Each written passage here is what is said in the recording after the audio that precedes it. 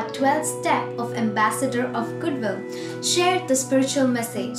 The world faces a long list of pressing problems: the time bomb of environmental issues, territorial conflicts, struggling economics, natural disaster, rising crime, and widespread poverty.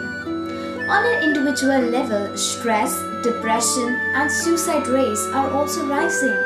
It's a bleak picture. For devotees of Krishna, turning a blind eye to the pain of others is not an option. The life of a spiritualist is a life of giving, a life of compassion, and a life of sacrifice for the upliftment of the society. Selfless service is consciousness of God is at the very heart of bhakti. Ancient scriptures are not disconnected from our modern-day social context. The teaching provides spiritual solution for every prevailing issue of the day. The political, economic, and social problems we witness are essentially caused by a neglect and disregard of spiritual values.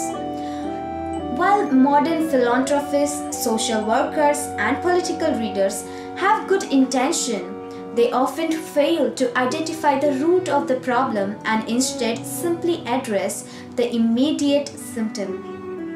Often their solutions are not universal as they should be, nor they are permanent. For that, we have to incorporate spiritual wisdom into the equation. Only when there is inner peace, there can be world peace. While people are expressing a vacuum within, they will invariably exploit the external walls to fill that void. While there is conflict and agitation within, people will recreate the same in their relationship and communities. Thus, to nurture a spiritual heart, we can all become ambassador of goodwill and share the spiritual message with others. This is undoubtedly the highest welfare work. By accessing the wisdom of Bhagavad Gita, people can flourish on all levels, physically, emotionally, socially, and spiritually. How do you share spirituality with others? You can strike up a conversation about Krishna, put up a poster advertising a Hare Krishna event, or give someone a book about Krishna. You could organize a spiritual evening at your home and invite family and friends to hear about the teaching of Bhagavad Gita. You could distribute prasadam to colleagues at work. You can join a weekend Harinam Sankirtan party to help spread the holy name with others. You could use your talents to promote spirituality through music, writing, drama, or art. Sharing the message of Bhakti Yoga is not a self-righteous, dull, or boring affair. Through dynamism, resourcefulness, and enthusiasm, we can enrich people's life and simultaneously acquire great spiritual merit for our efforts. We find ourselves by thinking of others.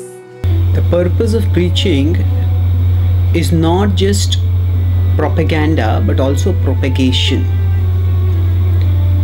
Propaganda refers to the aggressive publicization and the attractive glamorization of an idea so as to draw people's attentions to it. So for example, if a new product is launched by some company, then they may do propaganda of that product, and by that they may want to attract customers.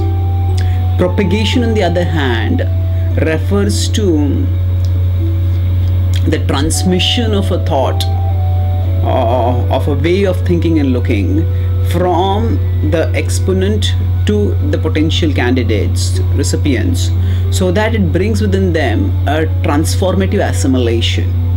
So propagation actually changes the person, not just in terms of impressing the person or making the person do some purchase or something like that, but it brings an inside out change in the person.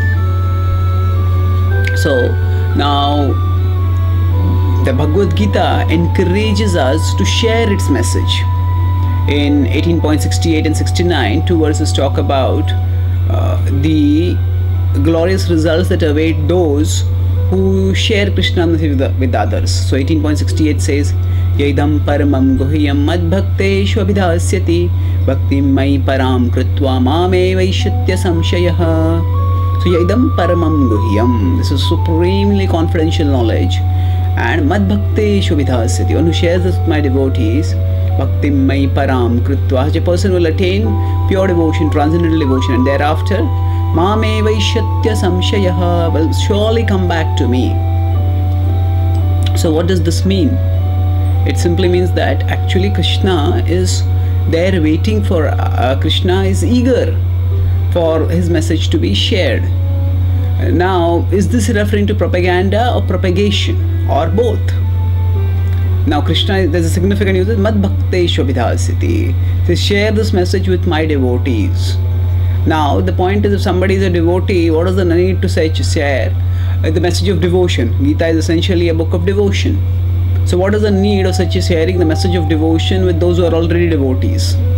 Actually here it is, Mad Bhakteshu here refers to, it's contrasted with the previous verse where Krishna talks about those who are envious, those who are various categories, don't share with them. So here basically it is not just devotees in terms of practicing devotees, those are potential devotees, those who have a devotional mindset, or those who are devotionally minded, or who are at least open to the devotional way of thinking and living. So this points that actually those people should be ready to be transformed, and that is the purpose of the Gita. We see that Arjuna karishye vachanam tava, he surrenders to the path of devotion at the end of the Gita, and that is the essential purpose of the Gita, that the knowledge that it gives is meant to help us know Krishna and love Krishna. The goal of the Gita and the goal of all scriptural knowledge indeed. The Bhagavad Gita 15.15 says that Vedaischa sarvair ahameva vedya, it is to know Krishna. And the Bhagavad Gita also says that we can get this knowledge by practical realization. In 9.2 it says Pratyakshaavagamam dharmyam. Pratyakshaavagamam dharmyam. We will come to know about Krishna through direct realization. So the Bhagavad Gita brings about a transformation, a realization, an elevation by which the person starts knowing and loving Krishna. And that is the purpose of the Gita. So when we share Krishna's message, the purpose of that also is to inspire people to love Krishna. Now sometimes when people are doing some propaganda, it can become merely intellectual or egoistic. You know, just see my logical skill, just see my memory skills. I can defeat any opposing school of thought and impress people with my intellect. So often people argue for the sake of argument just to prove their own superiority. Now that sort of attitude is not encouraged in the Gita. Certainly the Gita doesn't deny that the intellect is important and that intellect should be used in understanding as well as sharing its message. So propaganda can be done because the Bhagavad Gita is a profound book which answers life's fundamental questions in a rational and coherent way. So it is surely people can be attracted if they come to know about its metaphysical depth and its intellectual glory. But the ultimate purpose is not just to dazzle people intellectually; it is to transform them spiritually, to make them devotionally inspired. And for that purpose, the objective has to be kept in mind. So once the objective of propagation is kept in mind, and sharing Gita wisdom becomes not an intellectual or egoistic exercise, but it becomes a endeavor of the heart, where devotion, knowledge about Krishna, attraction to Krishna comes down through the great seers, through the teacher's heart, to the student's hearts, and thereby it expands Krishna's eternal and ecstatic circle of love, enfolding eventually all of humanity in divinity's embrace. Thank you. Hare Krishna.